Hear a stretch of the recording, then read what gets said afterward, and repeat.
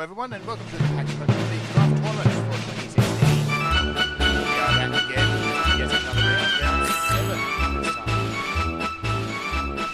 The last final round before the rematches. End the round with the ultimate grudge match, which we've been all expecting for quite some time. The ultimate grudge match of Ultimate Destiny. Yes, indeed. Except there's no no Chuck Norris. Well, that could have been fixed. I mean, we had Val Kilmer. We did. We did, yes. So, yep, another week, another 4 battles, and yeah, things are really starting to get heated up around here. So, Hash Smack Talk. Hash Smack Talk indeed, yes. There's actually a fair bit of that going on behind the scenes. Not to mention some behind the scenes sneakery. Nothing like a bit of Black Ops. Everyone needs to get in there and get some dirty. Dirty spying is all part of the tournament. Well, if dirty spying is just spotting things on the forums and pointing them out as a case of, well, hang on, are you sure you wanted me to know that? Watching their matches and going, I see what he's doing. Yes. So, let me see. What is our first battle? Our first battle is the Melbourne Missing Nose with Beaver versus the Perth Coast Cloysters of Llama. Now, I admit I haven't watched any of these battles. Once again, I think it just gives a better reaction as things go on myself, but that's just me. I'm by no means a professional caster, so. Well, I mean, when you're sort of commenting and you don't really know what's going to happen until you actually see the thing, so I mean, I've definitely taken to watching them on the fly as well and just seeing what's going on.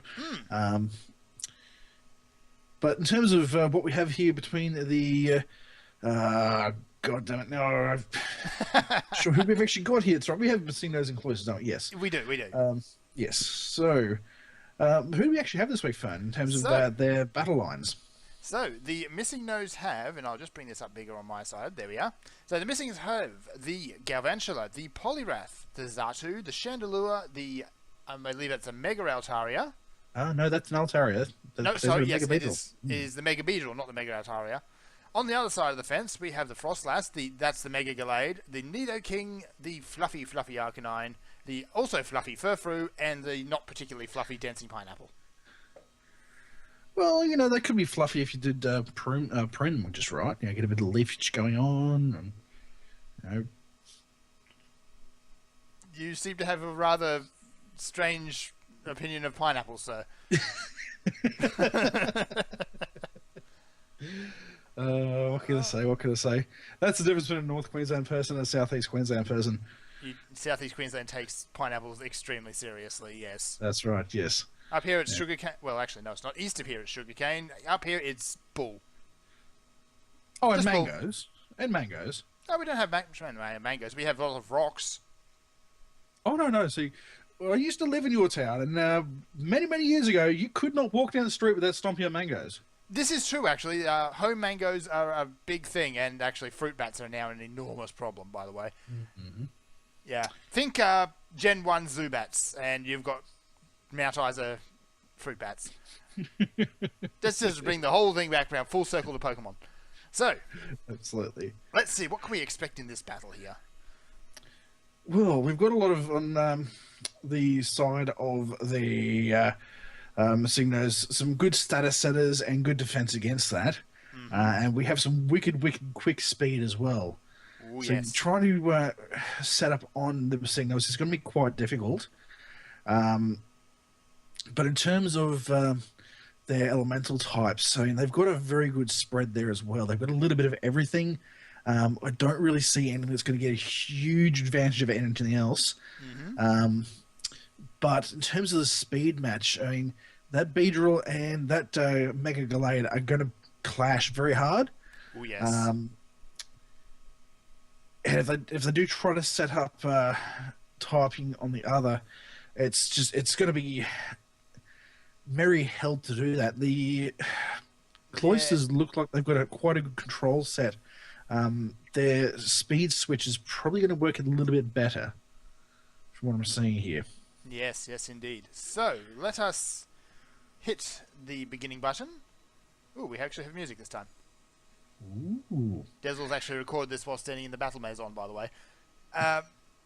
So, let's see what we have here. Starting off. I'm predicting on the side of the Missing Nose, probably the Galvantula lead. Try to get a bit of a web going down. Yep, there it is. Prediction is good. And coming out against the Ludicolo. Straight into a fake out. A great lead against a Galvantula, but breaking that focus sash we know that Galvantula has, that's very, very valuable as well. Absolutely. So there's the sticky web, which is going to be an absolute pain in the neck for the Cloysters for the entire match. Little surprised he's leading the Ludicolo in there, but the fact that it's actually won the speed war, what has he done to this thing? I have not a clue, but that Ludicolo is an absolute beast. Mm-hmm. Given his move switching, it can't be a scarf. Perhaps he's got that with a quick claw in there? No, quick claw's a proc. So, yeah, I'm not sure what he's got in there, but there we go. So, we got the Altaria going defensive here with a bit of Cotton Guard and changing its mind.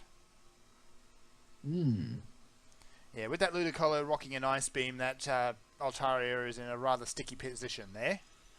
Well, it does have excellent coverage, given that it's got the Ice Beam and the Skull there. It's going to cover a lot of things. Yep. Yep. So Llama's playing it safe here, not leaving the Ludicolo there to play with the Chandelure. Going fire versus fire. Well, it was actually neutral against the Chandelure, which is kind of interesting. But fire versus fire, that's pretty solid, though we have a special attack against a physical. Shall be interesting to see what's actually going to go on here. Yes, absolutely. Oh, there we go. There's the crunch. Super effective, not quite finishing it off. This is something we have seen throughout this entire league, is just things hanging on by a hair.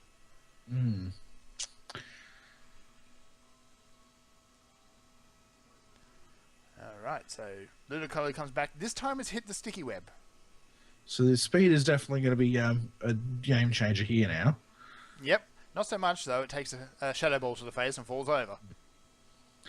That Chandelure does hit very, very hard. Oh, yes. Whereas defenses might not be great, but and it's not the fastest thing in the world, but that speed difference is definitely going to make a big difference for him. Absolutely. So, here comes the Mega Galay. Let's see what it's going to do here. Bit of priority, Shadow Sneak. Very good move there. Absolutely. It's it's not going to hit super hard, but it's going to do the job, and that thing does have a lot of attack in there as well. Oh, yes.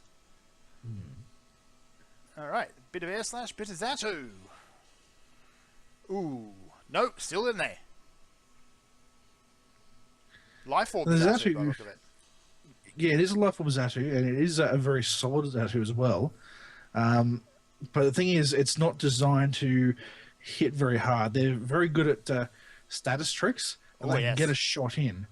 But the Gallade, you need to really get the 2 hits on the Gallade to take it down. With most things are going to be dishing out the priority damage. Absolutely, and Dark against Psychic, away it goes, I'm afraid. So we come into the Mega Beedrill. Whoa, critical hit. But that won't kill the Beedrill. No, but this will finish off the Gallade. This is very true. The thing with that Beedrill, I mean, we've seen it take so many hits that it should not live through. But I mean, it is solid. It is surprisingly solid. I suspect that's got maybe an extra few points of defense somewhere. I would not be surprised, yes. So we have the Furfrou versus the Poliwrath this time. A switch out on both sides. Ooh. It should be interesting to see what this Furfrou can do. We know this Poliwrath, being a water fighting type, does have some fighting moves which are going to be particularly good against the Furfrou. Oh, yes. But in this case, I mean, we've seen the Scold there again. I'm wondering a little bit why we're not seeing maybe the Circle Throw. I'm wondering if this Poliwrath has it. He may have changed it out. It's entirely possible. He could have changed it out there. But this is probably a better matchup here for the Poliwrath in terms of the Skull versus the ground type there. Oh, absolutely. It does quite a significant chunk of damage. The Nidoking does hang in there. It's going to take a turn to revive. It is. It is. It's going to take that turn to revive, and the Poliwrath, it's probably going to have to sit in here at this particular point. It's paralyzed. It's going to be slowed down. It's not a great situation for it to be in. Mm-hmm. Oh dear. But it is bulky, on the other hand. Extremely so. It did not take any notice of that hit. Mm. It did, however, take out the Nidoking. Absolutely. This thing is surviving a lot longer than I suspected it would. I think we might have the world's tankiest Poliwrath here. Look at that. Just shrugs it off. Absolutely. I mean, the Frostlass doesn't hit too hard, but it's a dangerous creature. Oh yes. So Shadow Ball against the Altaria, not the best biggest hit, but the Ice Beam on the other hand is going to do a lot of work. There it goes. Mm. So here we are, some Beedrill, some speed. Trust the demons of speed. Oh yeah. Comes out with a poison jab. Does a significant amount of damage. Does not get the poison, unfortunately. Hmm. Ice Beam, of course, finishes the Beedrill off. I was very much hoping that Beedrill would survive with 1 or 2 hit points, but it just has that tendency to make you want it to live. It does, doesn't it? Oh, that's just rubbing salt into the wound right there. But the free paralyze there, that's kind of made that a little bit safer for the Poliwrath, though it's probably going to go down if it takes another hit at this point. Yep, there it goes. Down he goes, I'm afraid. And that's it for that. So victory to the Cloysters. Fantastic match there. Absolutely. And Llama's definitely coming up with his Cloysters. He's now, what, 3 wins, isn't he? I believe so, yes. Mm. So we have an upcoming. He possibly, if he keeps his streak going, he could very well see him in the final series at this rate. It is entirely possible, yes. Quite a scary individual, that one. Oh yeah, his team does have some rather sneaky tricks in it, which a few of which has actually been sitting on until now. So have you make us play the calm game and then just set up on the rest of us for the rest of the league? Well, we'll see. We'll see that boy. Oh yes. So battle number 2. Let me just cue up the video. You don't want to get all the extra noise here. Battle number 2 is the Bidoofs versus the Ninetales. Dezzles versus Duke. The Dukes of Hazzard. I've actually got these backwards on the panel, but never mind. Too late to fix that now. So, on the Ninetales side, we have that... Oh, hang on a sec.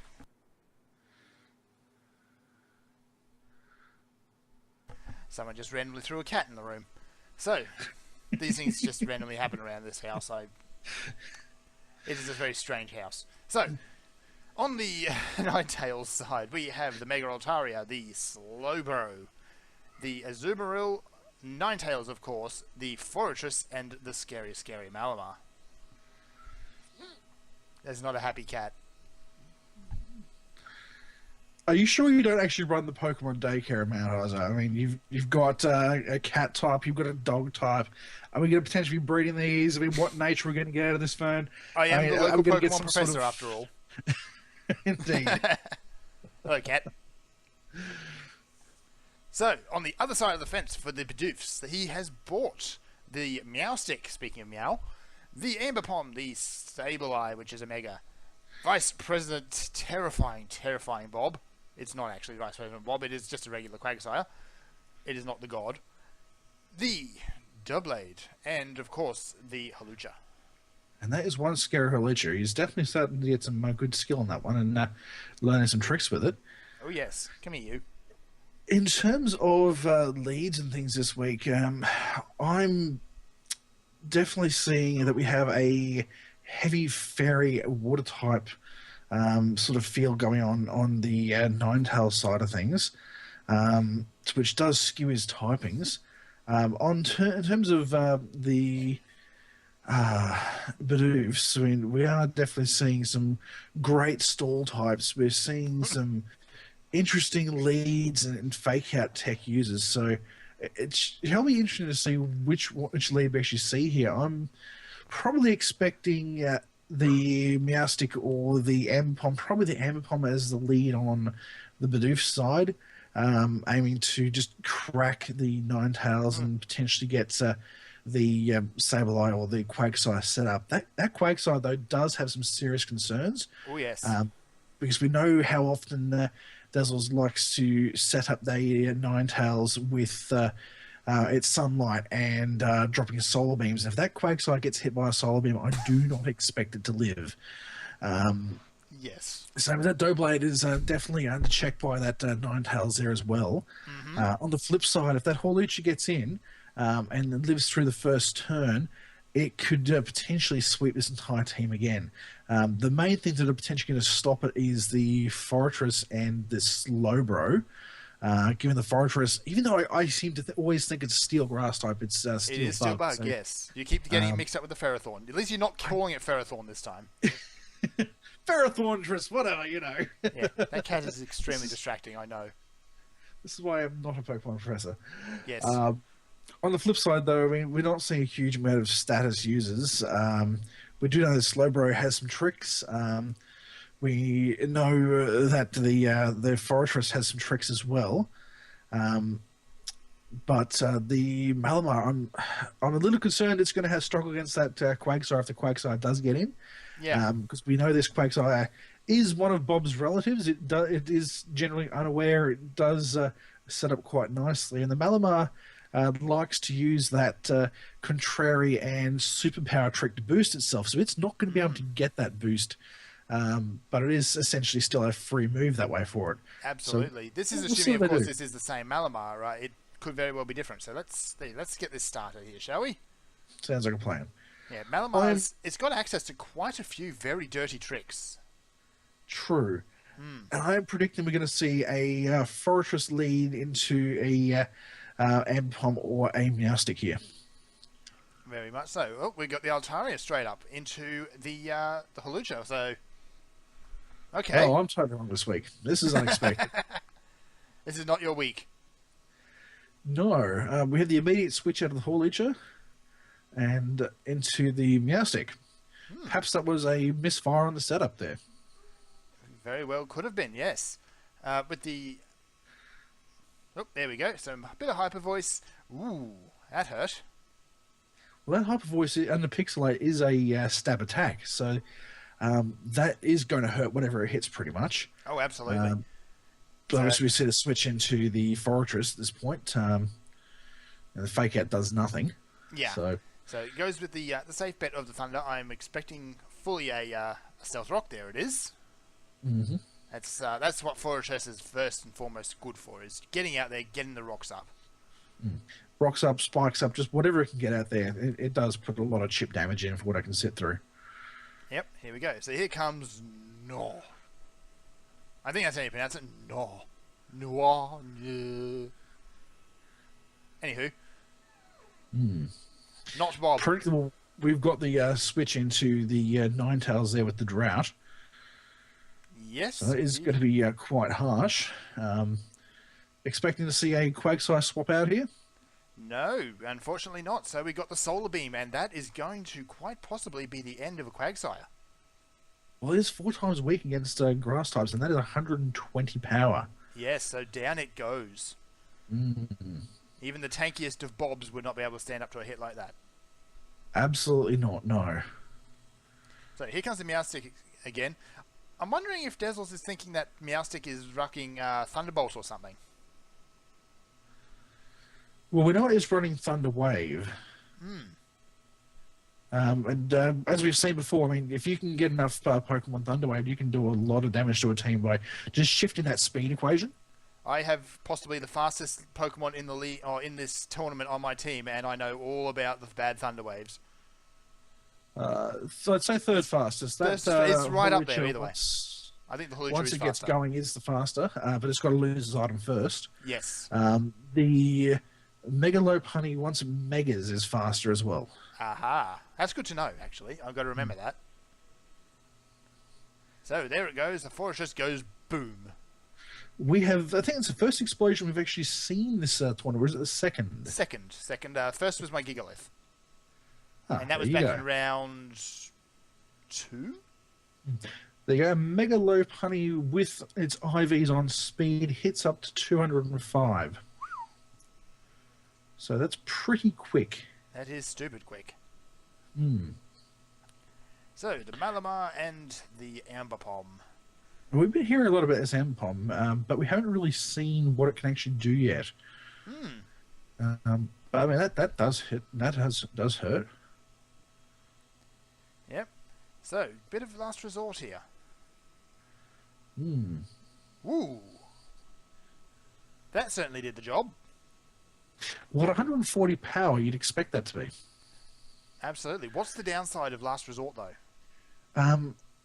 It has the Pokemon that is equipped with it has to use every one of their other moves first. Aha. If it's the only move that Pokemon has, it will always fail. There Maximum we are. 8 PP on that one. So, we have the Doublade that comes out and is doing a bit of setup here.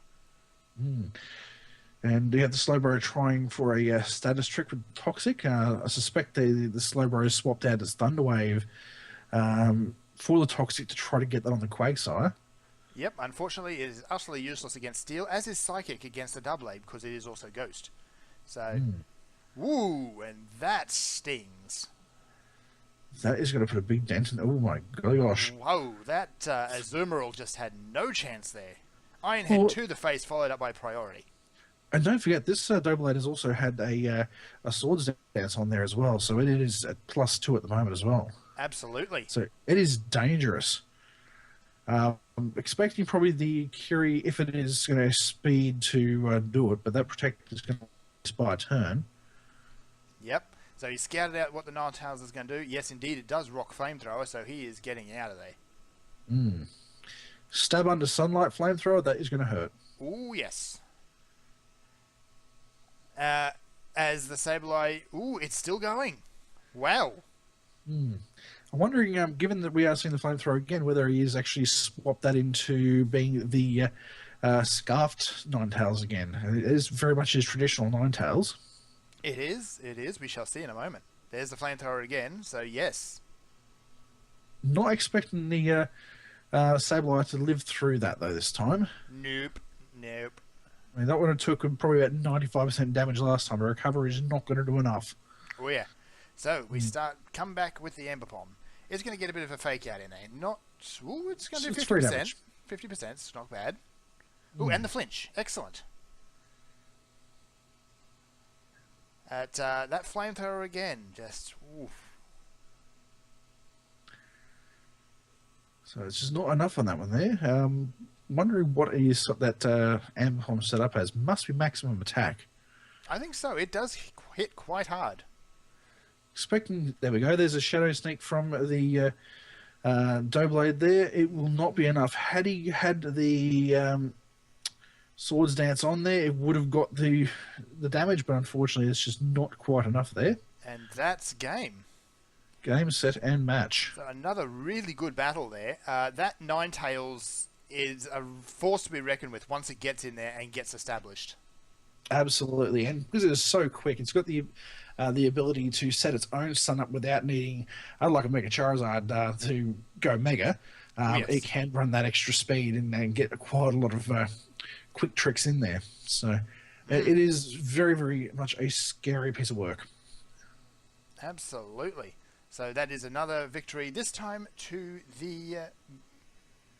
I've entirely forgotten who that team is. That is so unprofessional of me. I'm going to bring that panel back up so I can actually look. The Bidoofs, there we go.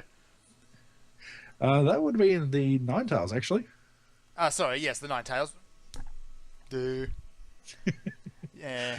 Bob's infections today, apparently. Bob is infection, everybody is unaware, and Bob.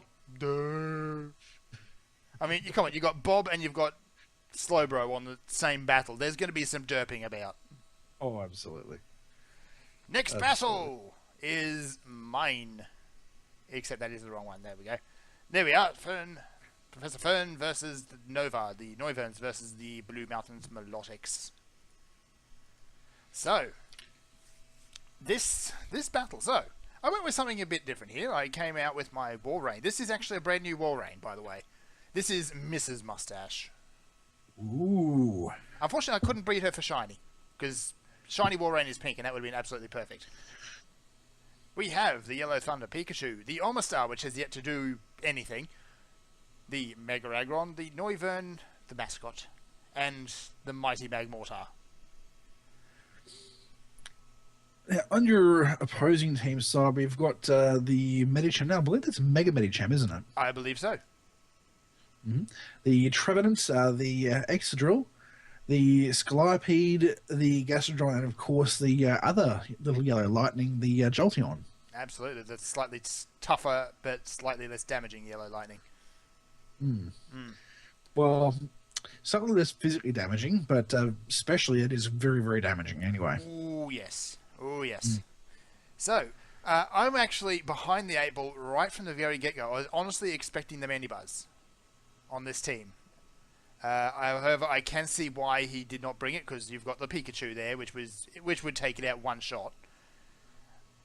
Absolutely, and we know that your Magmortar, your Ultra Duck, does run Thunderbolt there as well. Absolutely. So if I open that, it would really inconvenience the Mandibuzz.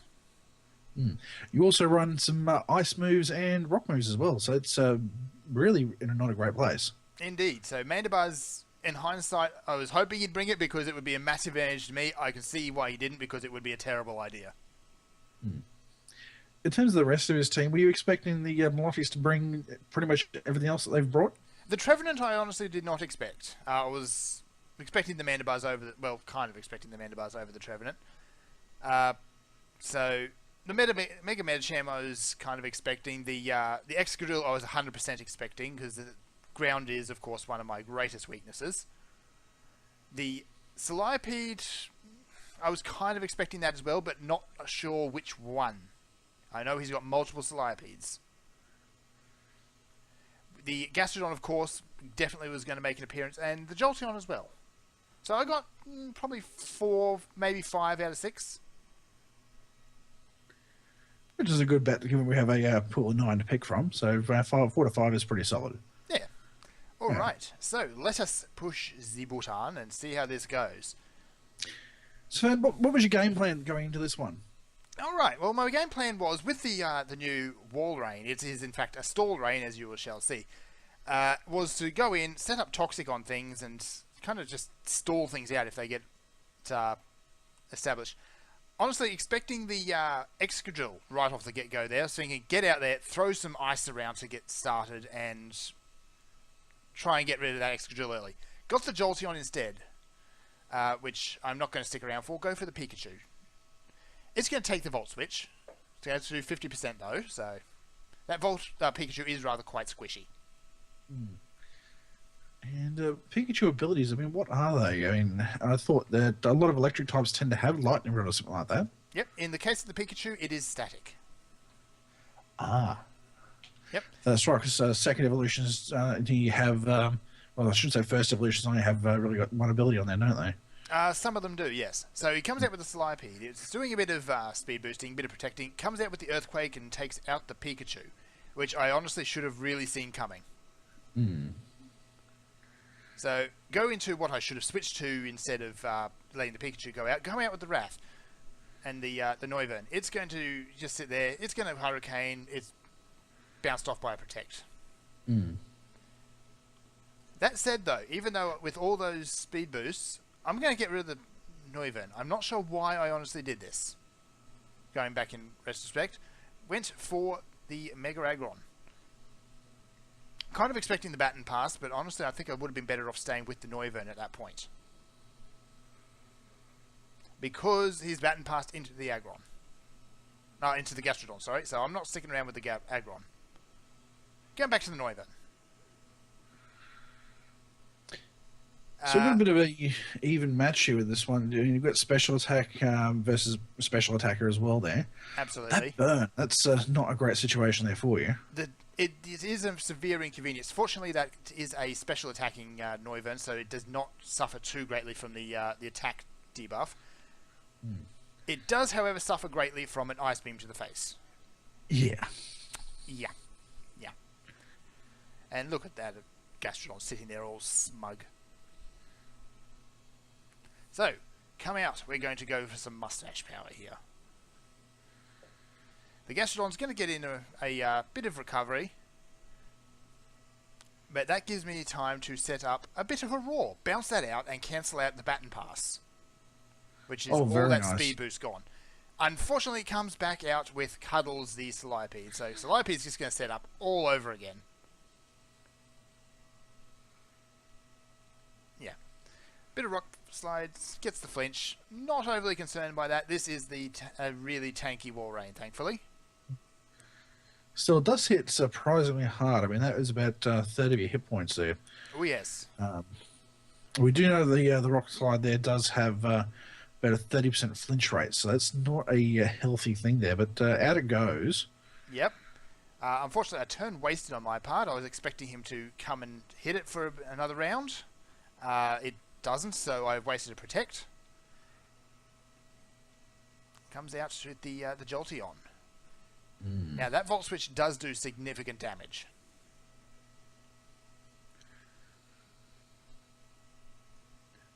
There we are. But it does get the Baton Pass speed boost off there, so it's just a standard speed extra drill there. Yes, it is. So, set up my Hail off that swap. Gets a little bit of damage on the extra drill there. And, of course, now it's got double healing going for the War Rain.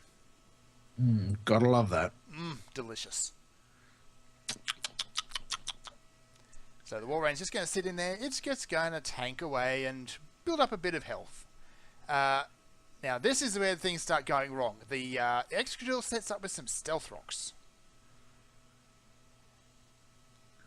So, yep, here we go. This is, unfortunately, watching a stall Rain go. It's a bit boring, let's face it.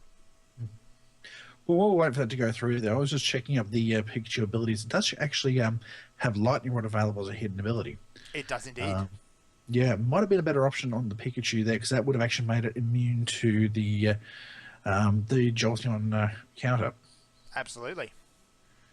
So I do not believe I have a hidden ability Pikachu, though. We'll see if we can fix you up at some point. So, come out with... The War Rain goes down, unfortunately. Come out with the Omastar. Now, that Omastar is focus stashed.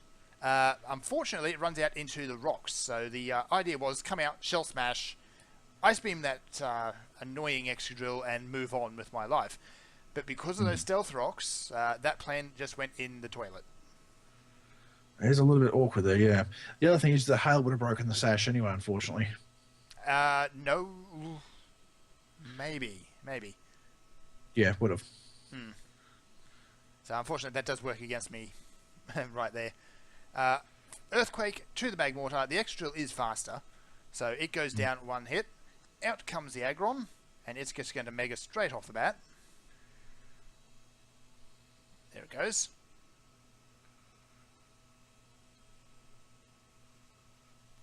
I do love me some Mega Aggron. He looks so cool. Reminds me of some of the armors out of Tekkaman Blade. It really does. There's the Earthquake again. The Aggron does take it. Gets the Brick Break. Whop. And it's out. Chop suey. So, yep, super effectiveness. Ground Steel, it's going to go down to a Brick Break right there. Unfortunately, out comes the Jolteon, which is, compared to an Aggron, stupid quick. And it does have a lot of special attack. I mean, most Jolteon's going to be max speed, maximum special attack. Probably a timid nature. Yep. So, unfortunately, another loss to the Noiverns. Another victory to the Milotics. So... Yeah, but I think definitely maybe the lightning rod on the Pikachu could have actually changed that battle a fair proportion. Could possibly. But, I mean, you were definitely back foot there with the Mandibuzz, unfortunately, but it does happen. It really does. Just like I said before before we started recording, I'm just wondering if I'm starting to overthink things a bit enough, if I should just, kick back and just go with the flow and argue about Digimon when I'm battling again. 'Cause that's how I won last time. So last but not least, we've got myself and the Adelaide Crobats against the Perth Hills Houndooms led by Guthie. the match that everyone's been waiting for. Yeah, absolutely. I mean, there's a few things we've been building up to this particular match. I mean, obviously, the Houndooms have been undefeated so far this season. And the match between himself and myself last year to decide the champion for the PAX Oz League went down to the wire there as well. So this is sort of our grudge match, which I was am at this point for the purpose of this one up 1-0. In terms of this one, though, Guthie is very, very cunning. He's got a very, very solid team. And I've spent the last couple of weeks running what I like to very, very charitably call a Black Ops campaign. Yes, that's putting it lightly. Just the amount of information gathering and scouting and just pure, complete the amount of work you put in is bordering on insane, sir. I get a little uncivilized when it comes to being competitive. There was a situation one time where they used to serve this thing in Adelaide called the Megadeth Burger, which was quite a substantial burger. We're talking head-sized. Oh, dear. And had a couple of half-pound patties of meat on there. The problem was these things were marinated in something that if you want to look it up, it's called Blair's Megadeth sauce, which at the time was the second hottest commercially available chili sauce on the planet. Since then, there have been a few things that have exceeded it, such as the Jersey Death sauce. We've also seen the breeding of the Trinidad Scorpion chilies and a few other things. But this stuff is about 500,000 Scoville units, for anyone who wants to look it up. I actually have the challenge. I actually have a picture of the very burger right here. Unfortunately, it doesn't really have a whole lot of scale to it. Let me see if I can. The point, though, was that someone slapped a challenge down on the table, and I'll see if I've actually got the thing here. But when it comes to competition, I get a little bit bloody-minded. Yes, yes, you do. It's a bit of a rummage. Maybe I don't have it in here. But anyway, the point was someone slapped a Zimbabwe $10 billion note on the table, so I can actually say I've won a $10 billion bet. It may be worthless monetarily, but that's not the point. The point is someone slapped money on the table, therefore I was going to win this bet. So, Guthie, coming into this particular match, there were spreadsheets involved. There was a lot of data mining going on. I potentially watched every single battle video he's played several times, extracting as much information as I can, down to EV spreads, actual stat spreads, which, interesting enough, if anyone actually wants to have a look at these videos and crunch the numbers, that low punny only has 16 HPIVs. By the way, there's the burger. I'm just going to leave it down there in the spare pane. That thing is monstrous. Monstrous and incredibly painful. Yeah, Cranky, the site I actually got it from actually calls it the world's hottest burger. Available in Wellington Point, Queensland. Yep. They marinate it. The bun is covered in Tabasco sauce. It is tasteless. Yeah, it would taste like pure fire. Oh no, the Tabasco was actually tasteless. Trust me. Okay. Compared to Blair's sauce, there's a lot more Scoville units. Oh wow! I'm just reading skimming through the report this guy made of this burger, and oh dear. I don't think he has a whole lot of a digestive system left after this. Very painful. It's taken me a couple of years to actually want to eat chili again. Put it that way. Wow. Yeah. Just wow. So, going back to the battle and data and things like that. Yes. They have giant burgers. Giant, just bowel-consuming burgers. Ugh.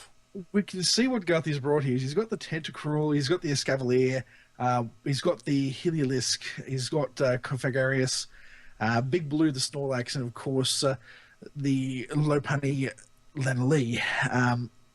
Now, I have to admit, I actually picked 5 or 6 here. I was expecting 6 of 6, but I was really hoping not to see the Tentacruel. That's the only Pokemon I did not really have much data on, beyond the fact that it's not maximum HP. And I know it's running Black Sludge and Scald and some toxic moves. So I'd say 5 to 6 out of 6 there. That was a pretty good read. I suspect he had a pretty similar read on me as well. The game plan, though, we knew the Heliolisk, because I did spy him talking in the forums, trying to get some hidden ability Heliolisks and Escavaliers. Yes, we knew this was going to be a solar power Heliolisk, and we knew this is going to be an overcoat Escavalier, which means that the Escavalier is immune to the Breloom Spore techniques. And the Heliolisk, having, I think, about 103 to 109 speed before boost, is going to technically outspeed the Charizard, even if I have it as a timid as opposed to a modest. You do not want to be in a position with the Charizard against that Heliolisk. No, it does have a lot of power. It is going to be a full special attack and full speed Heliolisk, and we know it does run Thunderbolt, Volt Switch, and we haven't seen much else of what it does because it's really pretty much all we've seen. But it is going to hit hard. It's going to hit fast.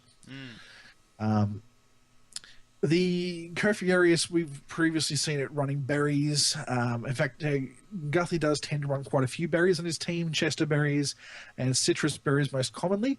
So he does like that hit and heal. But obviously Cofurius is very bulky. We know the Escavalier is generally runs either a muscle band or potentially an assault vest, because it's very much an assault unit there, so it's pretty solid. And we know, of course, that the Snorlax is generally some sort of Resto Chesto build. There we go. I just changed everything. The screen is now bright red. Just saying.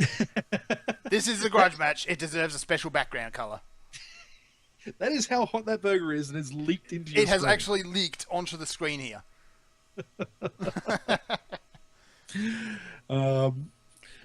And in terms of this, I mean, he's got a few other tricks, but it's pretty straightforward what Guthy's trying to do with his Houndooms. In terms of my team, we see again the Charizard and the Breloom coming out as my core. We've got the return of the Clefable. We're seeing the Rotom again. We're seeing the Glaceon and the Kecleon, of course. So there have been a few changes in my team. I have also been doing a lot of breeding for my team there as well. These guys are basically my all-star team to try to take Guthrie down. And I believe that it's set up right. This team should be able to do it.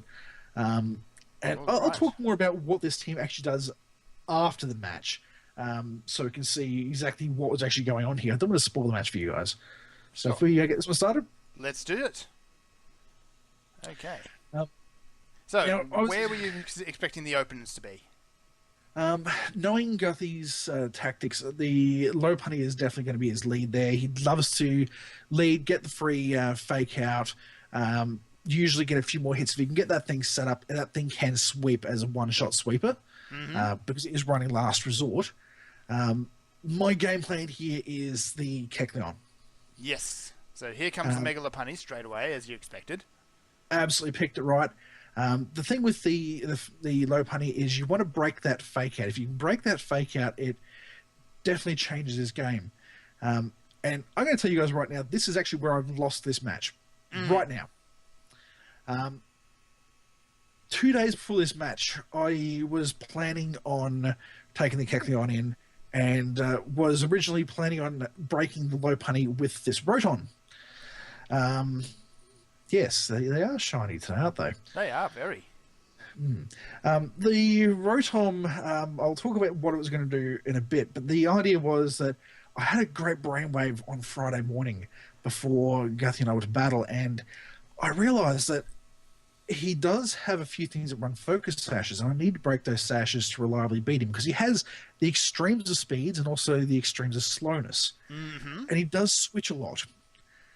So one thing that people have commented that I don't have is entry hazards.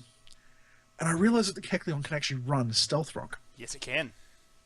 crunching the numbers, if I could protect against that low punny fake out, what we were expecting to see is that break. The Kecleon could then live through a return or a low kick, and depending what's up, could either set up stealth rocks or kill the low punny with a drain punch. Yep. Now, my problem was I just figured out how to deal with the low punny. Never mind, that's for next week. Exactly.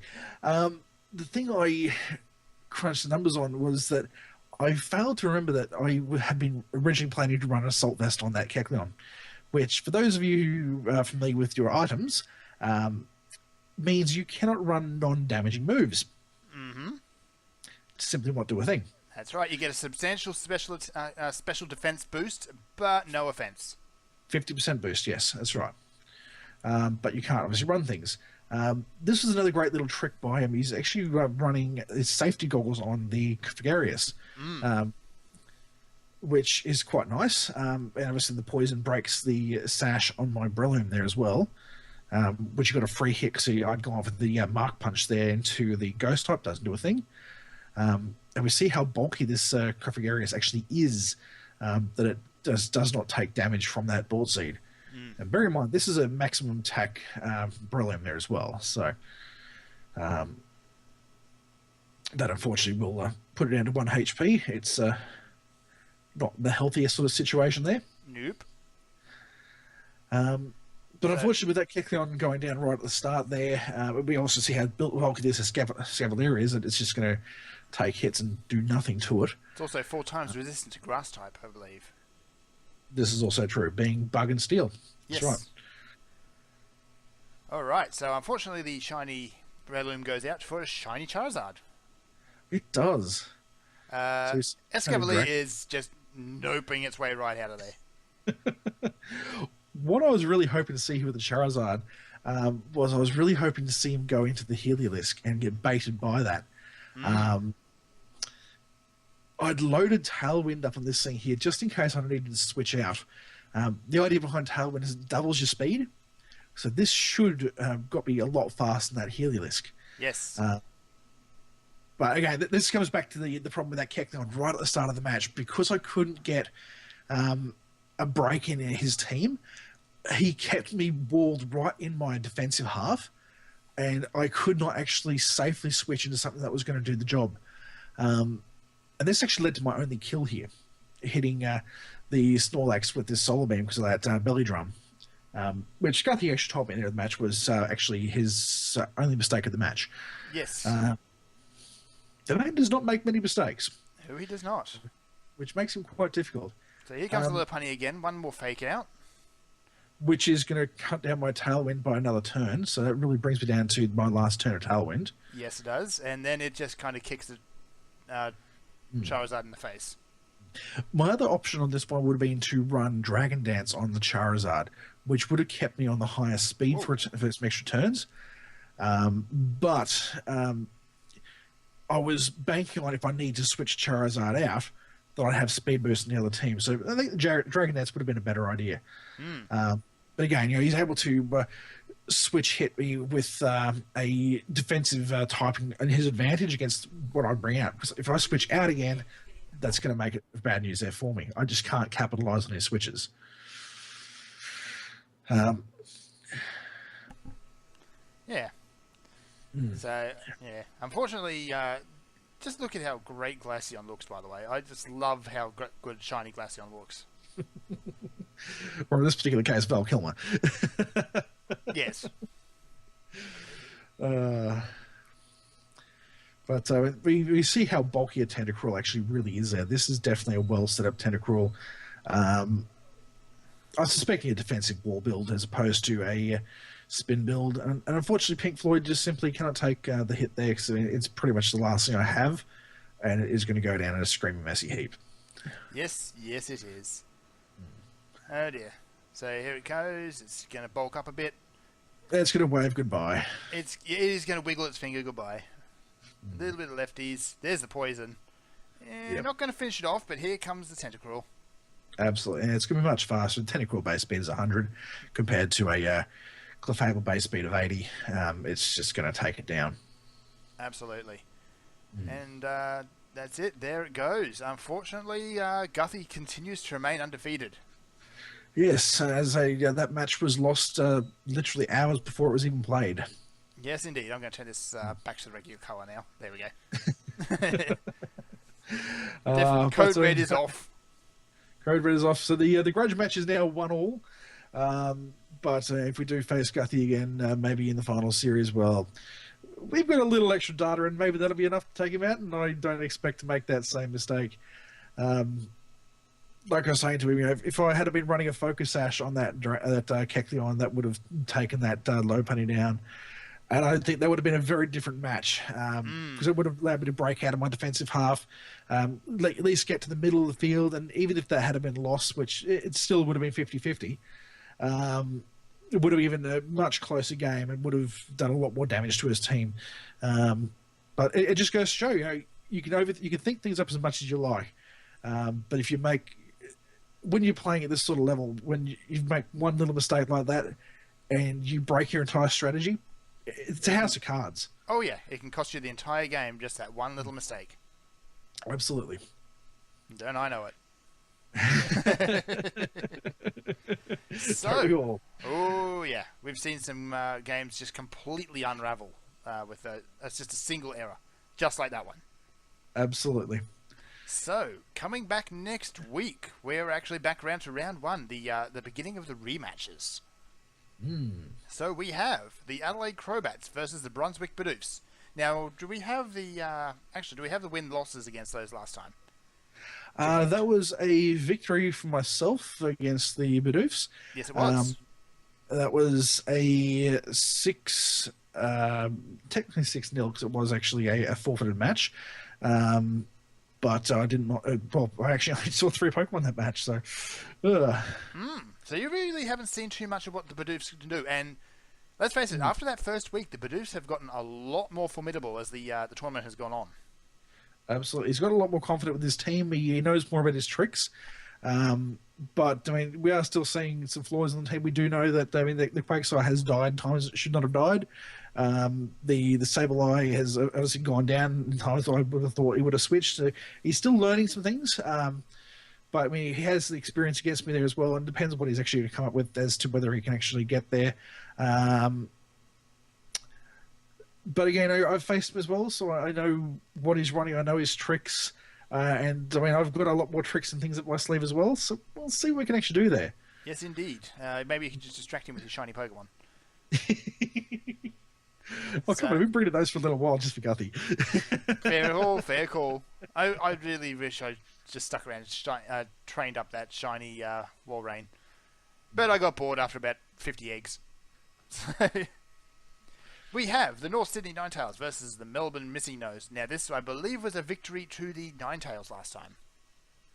Let's just double check that one there.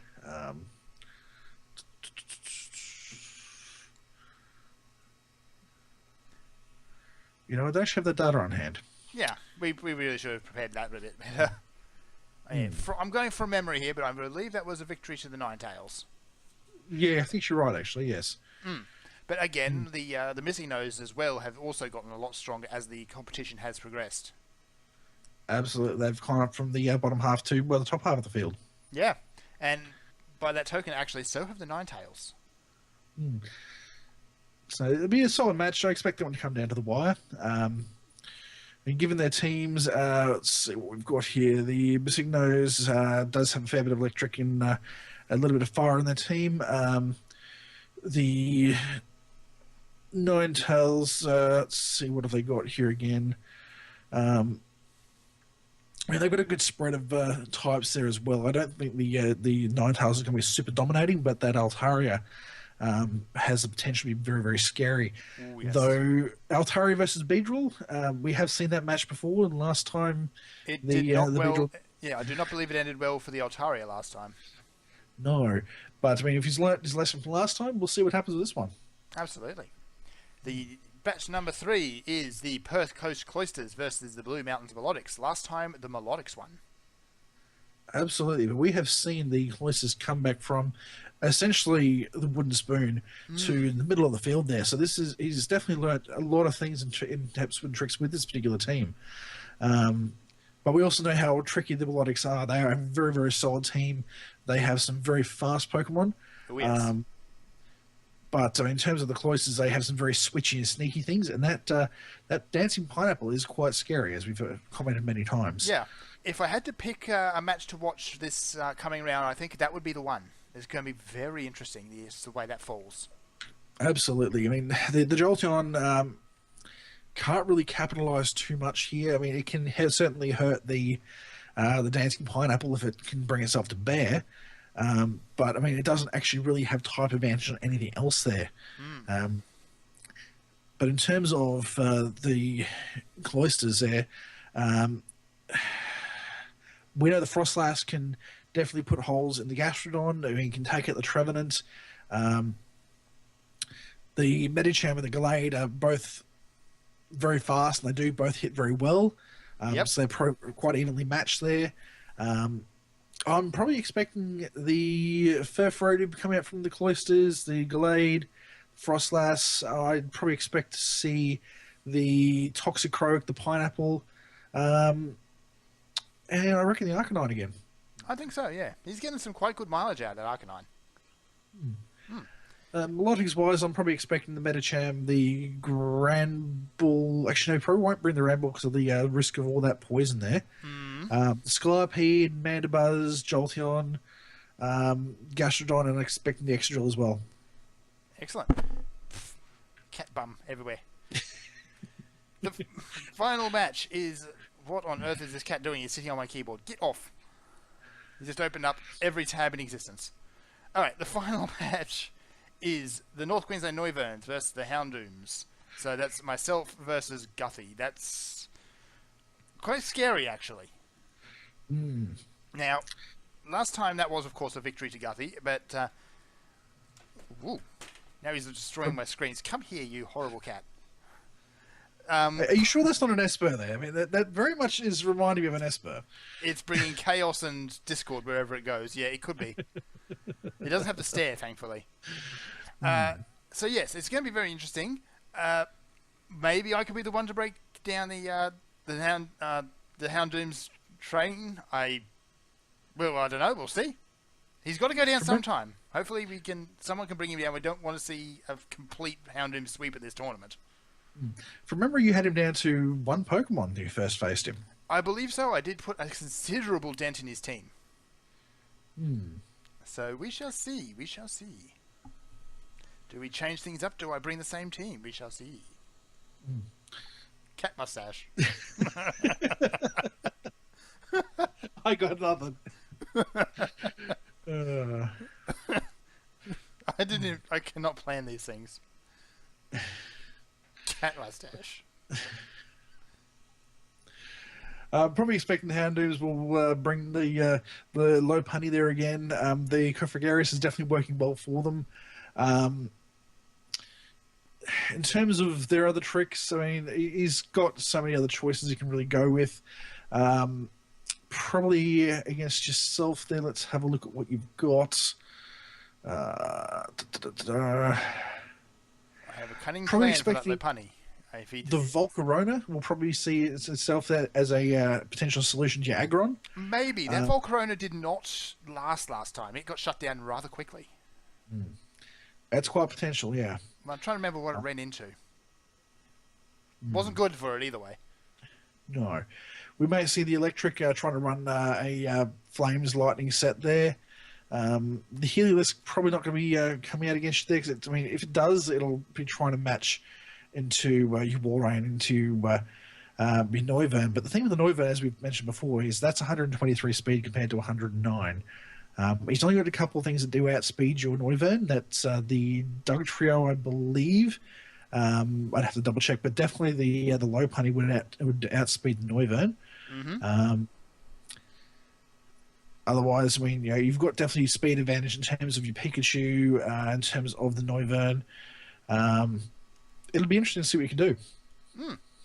So we're going to definitely put a little bit of work in it, but not too much this week. I think overthinking has been my downfall these last few weeks. Yes, well, everyone has their game style. I mean, I don't do well if I don't think about it. And Obviously, Apparently I do if I do. I ruin everything. All right, so with another week and a cat.